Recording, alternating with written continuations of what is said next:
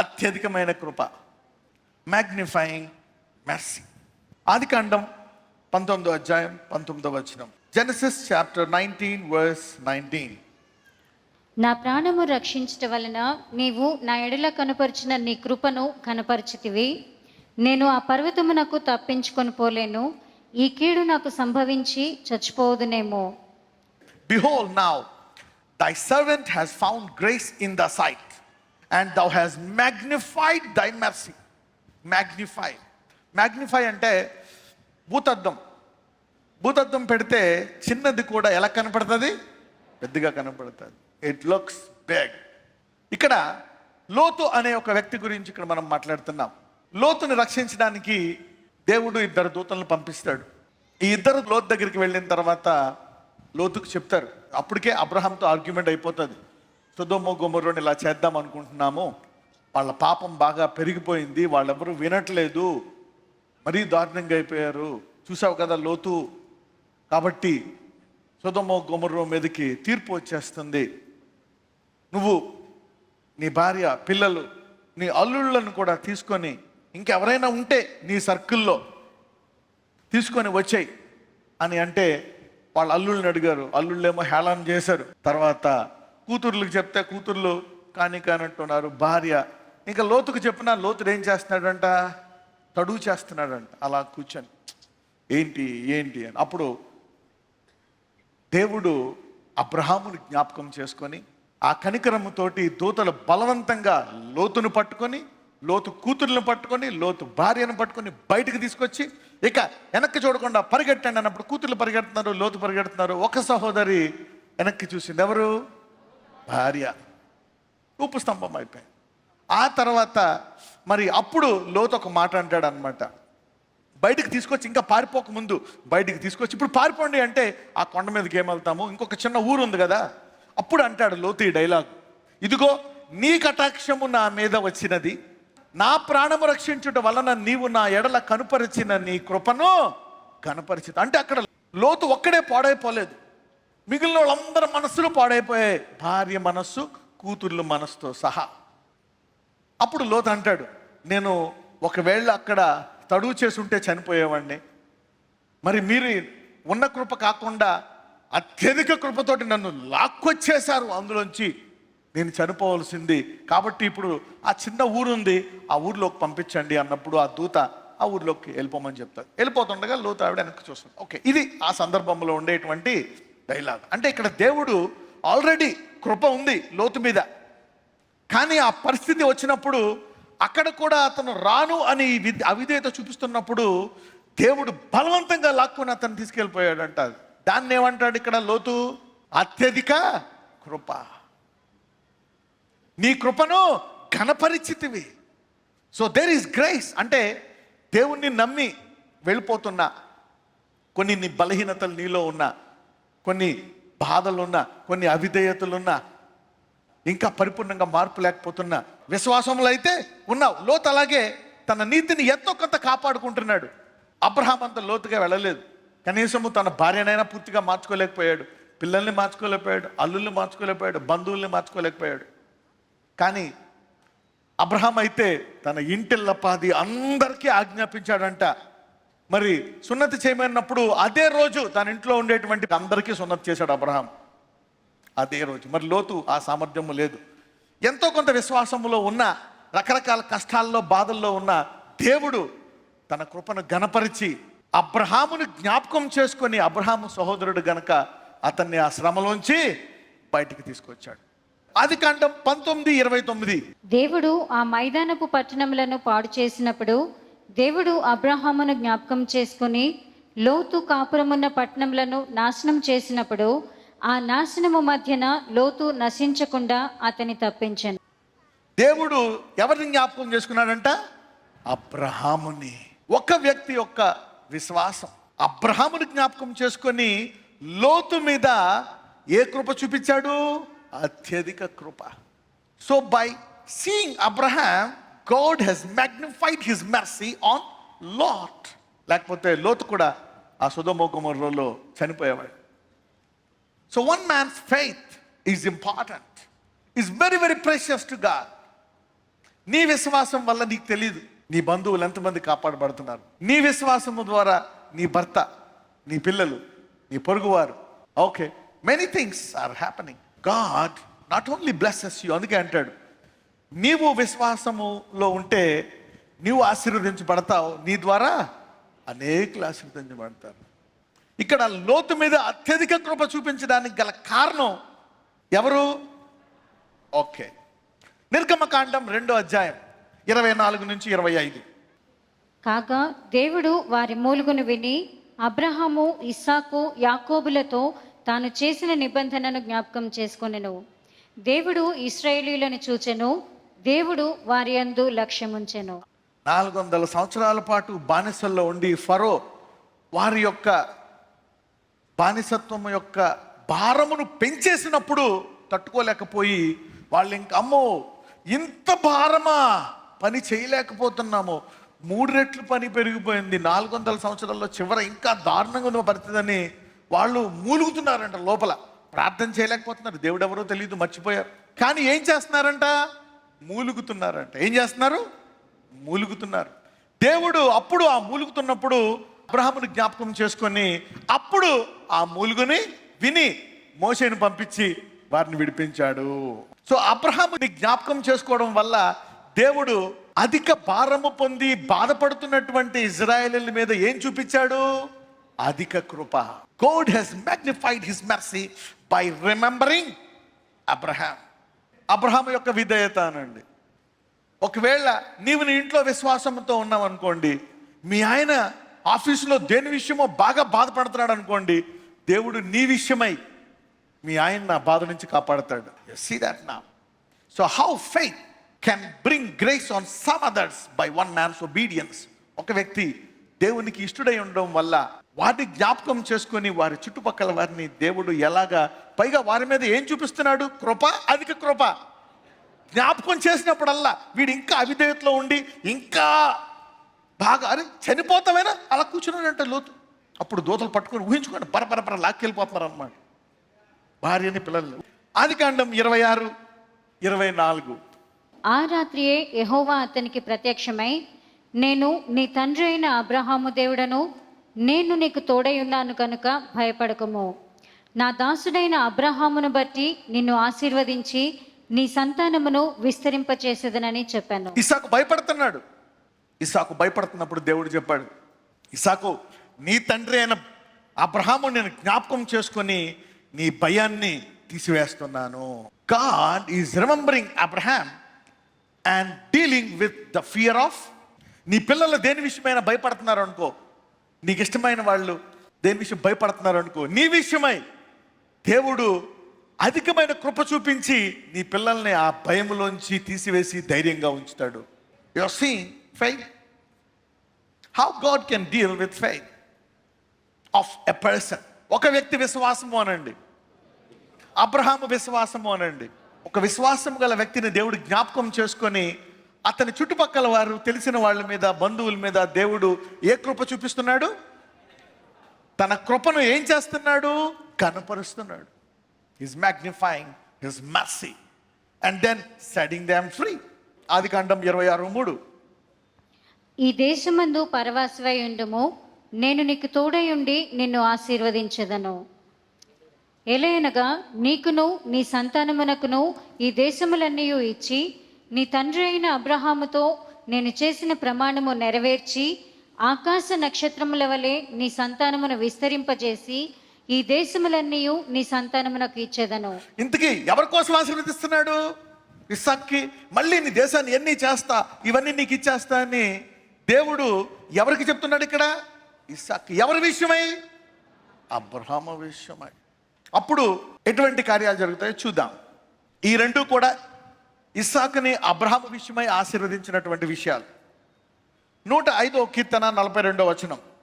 ఏలయనగా ఆయన తన పరిశుద్ధ వాగ్దానమును తన సేవకుడైన అబ్రహామును జ్ఞాపకం చేసుకొని ఆయన తన ప్రజలను సంతోషముతోనూ తాను ఏర్పరచుకున్న వారిని ఉత్సాహధ్వనితోనూ వెలుపలికి రప్పించెను. అంటే అబ్రహాముకి ఇచ్చినటువంటి వాగ్దానాన్ని అబ్రహాముని జ్ఞాపకం చేసుకొని వారిని బయటికి ఎలా తీసుకొచ్చాడంట? సంతోషముతో. 400 సంవత్సరాల బానిసలకి ఐగుప్తు అత్యధిక ధనము గల దేశం. ఆ ఐగుప్తు దేశము డబ్బంతా బానిసలకి ఇచ్చి దేవుడు వారిని ఉత్సాహధ్వనితో బయటికి తీసుకొచ్చాడంట. వాళ్ళ మూలుగు విని అబ్రహాముని జ్ఞాపకం చేసుకొని అబ్రహాం. నిర్గమకాండము 33వ అధ్యాయము 1వ వచనం. మరియు యెహోవా మోషేతో ఇట్లనెను, నీవు ఐగుప్తు దేశము నుండి తోడుకొని వచ్చిన ప్రజలను బయలుదేరి నేను అబ్రహాముతోనూ ఇస్సాకుతోనూ యాకోబుతోనూ ప్రమాణము చేసి నీ సంతానమునకు దీనిని ఇచ్చేదనని చెప్పిన పాలు తేనెలు ప్రవహించు దేశమునకు లేచి పొండి. అబ్రహాం తర్వాత ఇస్సాకు, మళ్ళీ ఇస్సాకు పేరు. అంటే దీని విషయమై, అబ్రహాము విషయమై నిబంధన చేశాను కాబట్టి నేను మీకు ఏ దేశాన్ని ఇస్తాడంట? పాలు. ఆ ప్రపంచంలో చూస్తే ఆ రోజుల్లో అది చాలా ఉన్నతమైనటువంటి దేశం. అది అంతకంటే గొప్ప దేశం ఇంకొకటి లేదు. అంటే ఎందులో? వనరుల్లో, నీళ్లు. ఏదైనా పంట వేస్తే 100 రెట్లు రావాలా. 2వ రాజులు 13:23. యెహోవా వారి మీద జాలిపడి వారి యందు దయ ఉంచి అబ్రహాము ఇస్సాకు యాకోబులతో తాను చేసి ఉన్న నిబంధనను బట్టి వారి యందు లక్ష్యము నిలిపి వారిని నాశనం చేయనులక ఇప్పటికిని తన సముఖములో నుండి వారిని వెళ్ళగొట్టక ఉండెను. అంటే తరాల తర్వాత సంవత్సరాలు, అక్కడికే 400 సంవత్సరాలు అయిపోయింది. 500 సంవత్సరాలు, 600, ఇలాగా తరాల తర్వాత కూడా ఆయన అబ్రహాముని వారి పిల్లల్ని జ్ఞాపకం చేసుకొని కాపాడుతున్నాడంట. వారు అంత అవిధేయతలో ఉన్న వాళ్ళని ఇంకా అందులోంచి బయటకు వచ్చి వాళ్ళని ఏదో ఒక రీతిగా కాపాడుతున్నాడంట దేవుడు.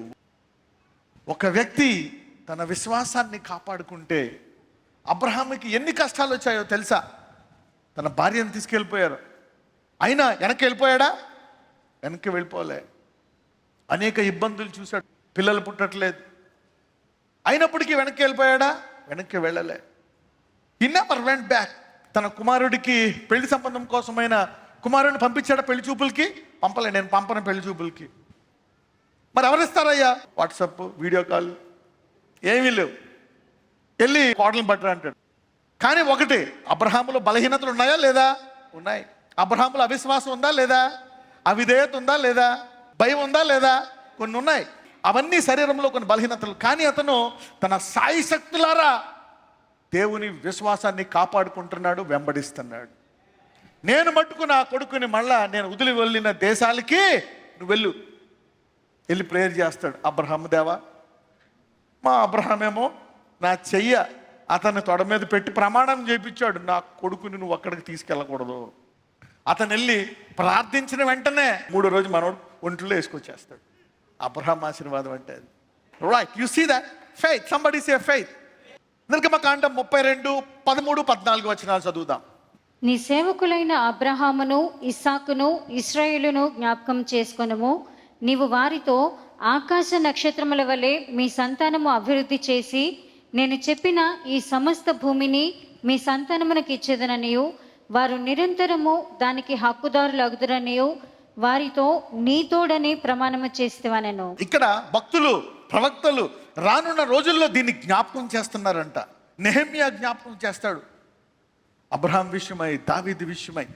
అనేక మంది ఈ భక్తులను జ్ఞాపకం చేస్తున్నారు దేవుడికి. అబ్రహాం జ్ఞాపకం చేసుకో, నువ్వు వాళ్ళకి ఇస్తానన్నావు కదా, శాశ్వతంగా ఇస్తానన్నావు కదా. ఇదిగో బబులోను రాజు వచ్చేసాడు, వాళ్ళు వచ్చేసారు, వీళ్ళు వచ్చేసారు, ఏది నీ వాగ్దానం?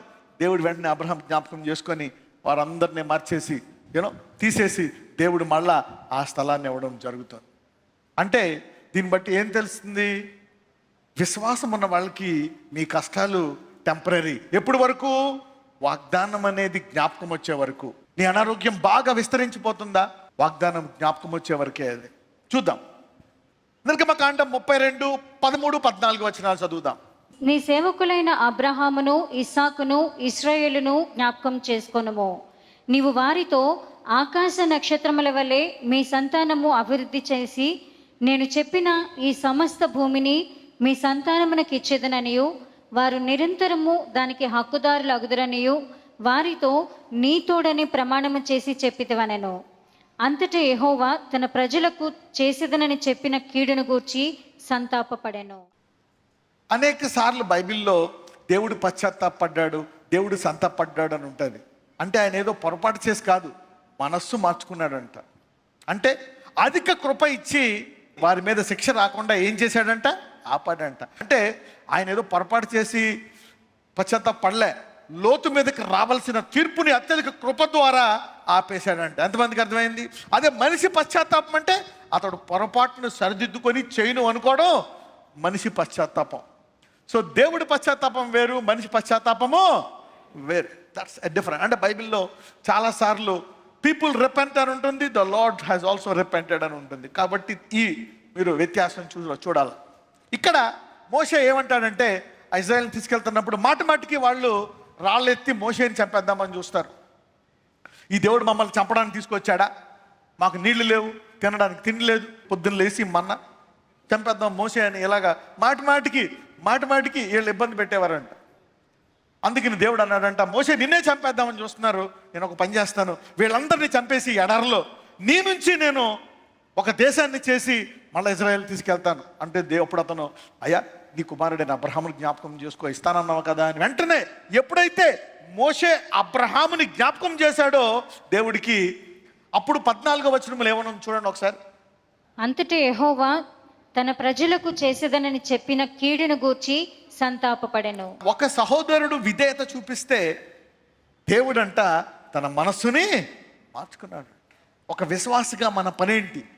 దేవుడికి అన్నీ తెలుసు, అయినా ఎందుకు ప్రార్థించాలా? దేవుడే ఉంటే ఎందుకు జరుగుతుంది అంటే, దేవుడు ప్రతి మనిషికి ఒక సామర్థ్యం ఇచ్చాడు. ఆ వాగ్దానం అనేది చదివి విని దాన్ని ప్రార్థించే సామర్థ్యాన్ని మనిషికి ఇచ్చాడు.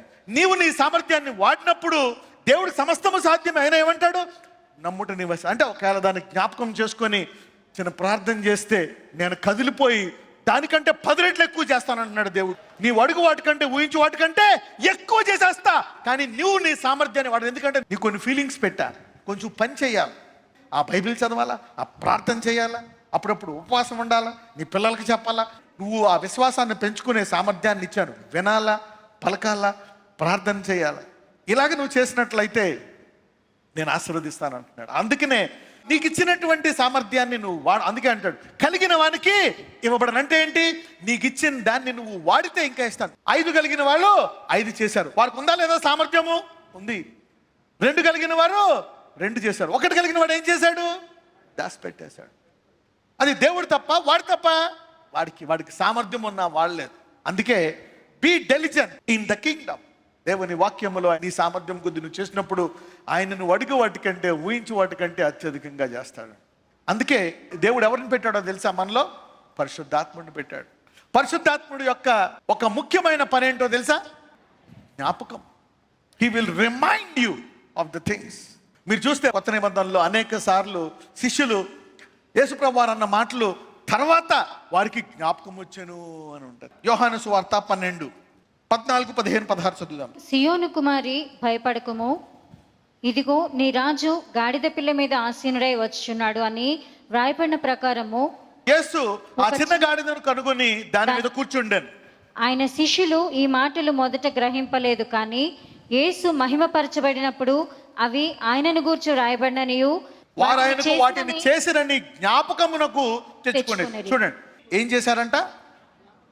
ఎప్పుడు ఆయన మహిమపరిచి ఆయన చనిపోయి వెళ్ళిపోయిన తర్వాత ఎవరు వచ్చారు? పరిశుద్ధాత్మ. ఎవరు జ్ఞాపకం చేశారు?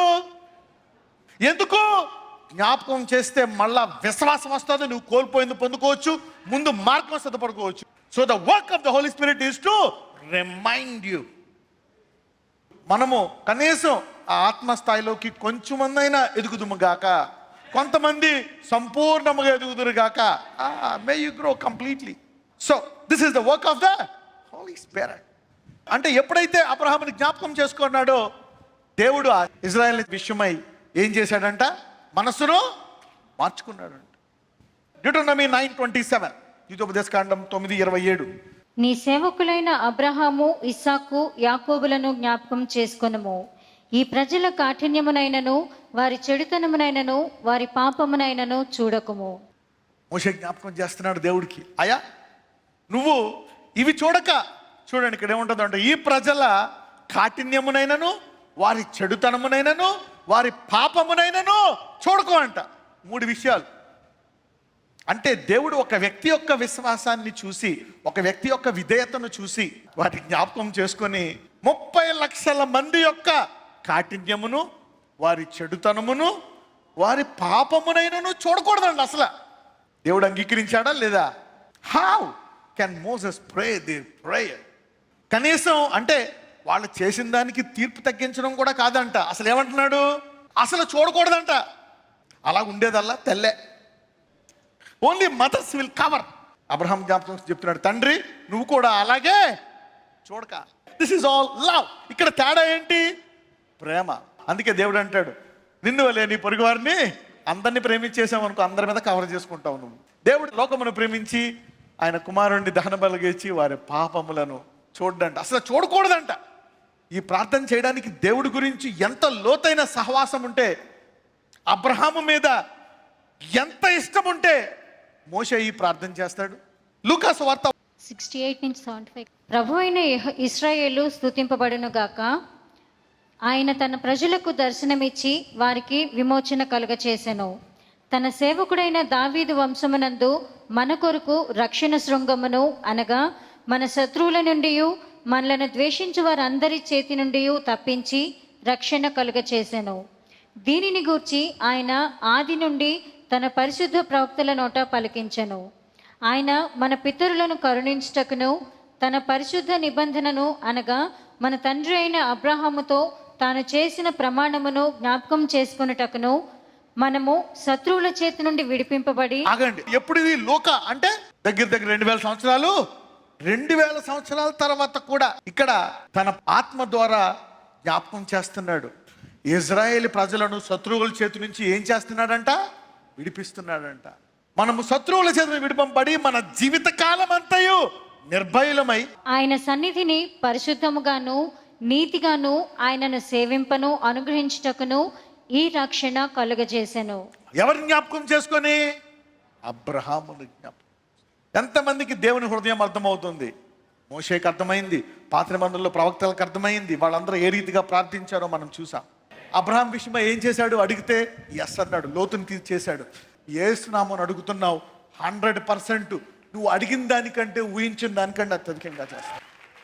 మోషే అబ్రహాం పేరెత్తాడు, దేవుడు మనసు మార్చుకున్నాడు. వీళ్ళిద్దరు పేర్లు ఎత్తితేనే ఇజ్రాయేలుకు అత్యధిక కృప చూపించాడు. మీరు ప్రతిరోజు నాజరేయుడైన యేసు నామమున అంటే ఈ భూలోకములో ఎంతమంది నీ మీద మహిమను చూడాలా? Somebody get ready to show that from today. ఈ రోజు నుంచి నీలో అత్యధిక మహిమ బయటకు వచ్చింది గాక. No ordinary life. ఈ రోజు నుంచి వాక్యం వెంటనే వారెవరు సామాన్యముగా జీవించరు. Somebody is being glorified today. ఇప్పుడు అబ్రహాము పేరుతోటి దేవుడు లోతుని అన్నట్ల నుంచి లాక్కొచ్చేశాడు, మరణంలోంచి, అవిధేయతలోంచి.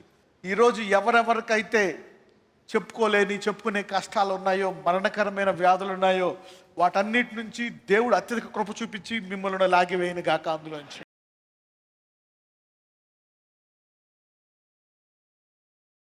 ప్రార్థిద్దాం. నజరేయుడైన యేసయ్య, ఇదిగో ప్రభువా, లోతుని తీసుకొచ్చావు. అబ్రహాము విషయమై అనేక మంది 4 తరాల ఇజ్రాయేలీని బయటకు తీసుకొచ్చావు బానిసత్వం నుండి. వారిని ఐశ్వర్యవంతులుగా చేశావు, ఆరోగ్యవంతులుగా చేశావు. అలాగే ఇప్పుడు వారిద్దరి కంటే గొప్పవాడైన నీ కుమారుని నామమును మేము ధరించుకున్నాము కాబట్టి ప్రతి ఒక్కరిని ప్రతి రోగము నుంచి బయటకు తీసివేయండి. Bring them out of every sickness, cancer, AIDS, tumour, గెడ్డలు, కణితలు, blood pressure, sugar, TB, come out in Jesus name. ఈ వ్యాధుల నుంచి బయటికి రమ్మని ఆజ్ఞాపిస్తున్నాను నజరేయుడైన యేసయ్య. పరిపూర్ణ స్వస్థత, పరిపూర్ణ విడుదల వారికి దయచేయమని ప్రార్థిస్తున్నాను. ఎవరైతే అప్పుల్లో కూరుకుపోయారో, ఆర్థిక సమస్యల్లో కూరుకుపోయారో, అదే అత్యధికమైన కృప నీవు వారి మీద చూపించి అప్పుల నుంచి బయటికి తీసుకొచ్చి సమృద్ధి గల దేవము దయచేయి. నీ బిడ్డల మీద అత్యధికమైన కృపలు చూపించి వారిని స్వస్థపరిచి ఆశీర్వదించమని ప్రార్థిస్తున్నాము తండ్రి. ఆమెన్.